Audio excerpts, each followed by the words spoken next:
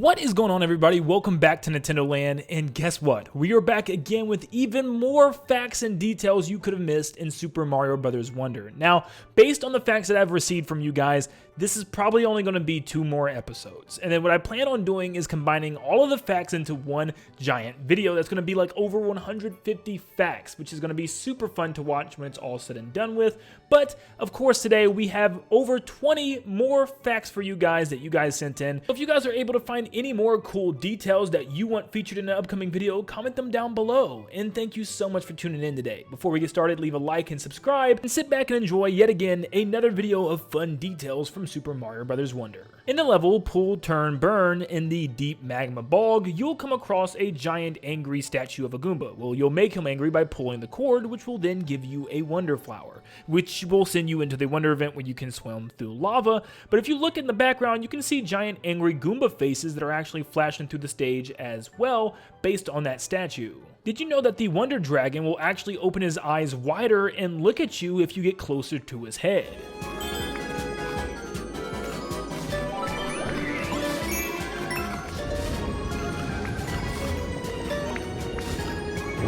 If you hold Y while standing still, getting ready to sprint, each character will have a getting ready to sprint animation, I guess, or more of a serious face. Here are a couple of them.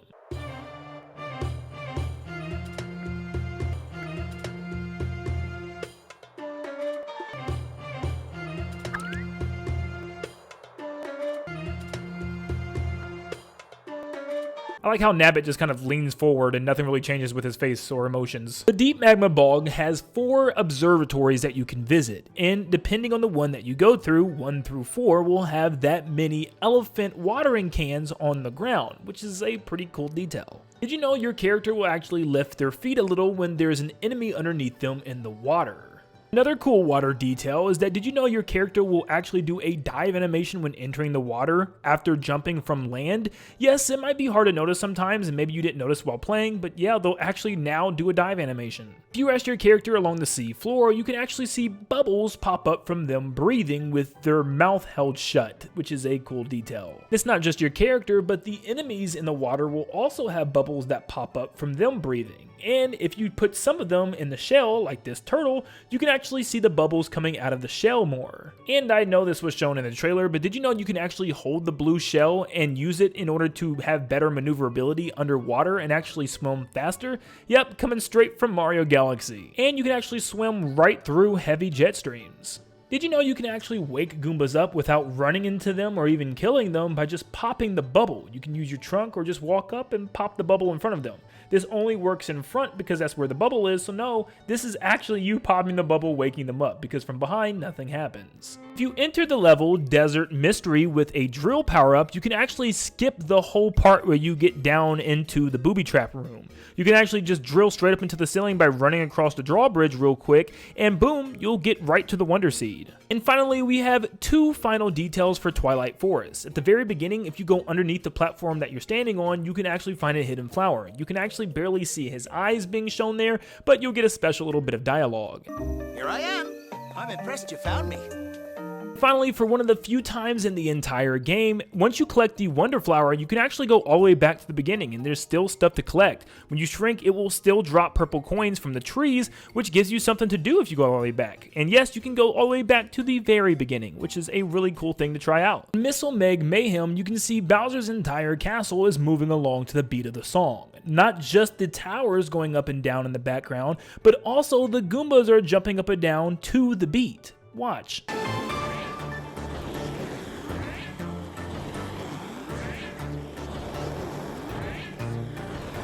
In the same stage, if you look close enough, Bowser's head actually moves and follows you as you go along the end of the level where the Missile Megs are raining down, which is a really neat detail. In the stage High Voltage Gauntlet, you'll actually get a Wonder Flower that turns you into the Metal Mario Metal Cap transformation from Mario 64. You'll be very heavy just like that transformation, and also it will play the theme song from that game.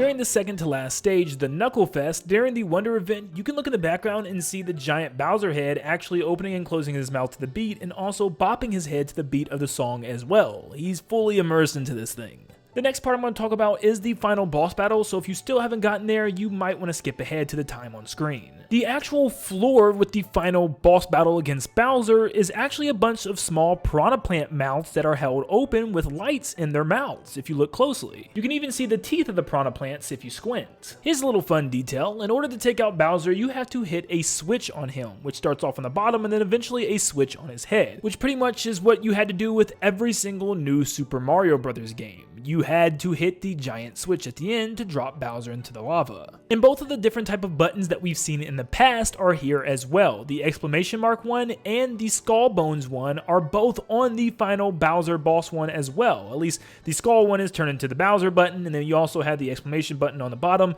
You get what I'm saying. When you're using the glide badge, you'll notice that Toad's hat is actually bigger than everybody else's because everybody uses either their hat like Mario and Luigi or a random one like the princess is, but for Toad, his head's a lot bigger, so he needs a bigger hat that stretches well beyond the sides of his head. There's a really cool trick that you can do with the bubble power-up to skip entire sections of a level. For instance, if we go to Fluff Puff Peaks to the level Jump Jump Jump, you can actually skip the entire level without even doing the Wonder event of jumping on the note blocks. And you can do this cool bubble trick to get all the way to the very end of the stage and even collect 2 of the 10 purple coins, which is kind of insane. To do this, you want to start off by blowing a bubble and sprinting immediately. Once you jump off that bubble, you'll want to blow another one with Y and then push the jump button as soon as you bounce off of that bubble. So that way you continuously keep pressing Y and jumping at the same exact time. Now, it's not the same exact time. In reality, you're blowing a bubble right before bouncing off of the next one. So it's like YB, YB extremely fast while you're continuing to hold forward. And you can go all the way to the goalpost, which is a lot of fun to try out. If you go to the Special World Shining Falls special stage, you'll notice that the stage is actually set up like 1-1 and even 1-2 from the original Super Mario Bros. The beginning of the level is set up from 1-1 with the blocks in the same order and also the 3 pipes.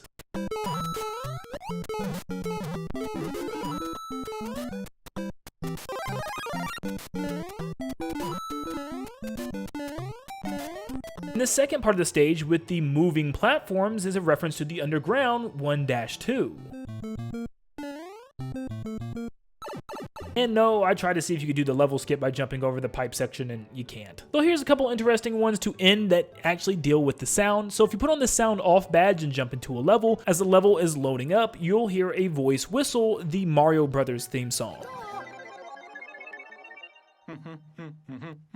It's the same voice that plays all the sound effects when you have this badge on, but we don't really know who this voice is, I don't think. Maybe we do. I don't know. It's probably one of the developers. Is it Miyamoto? I don't know. And finally, our last fact for the day is somebody actually noticed that when you equip the Spring Jump badge, you'll notice that the sound effects that play actually matches that of the Fuzzy that hops around, and specifically the Paper Mario version.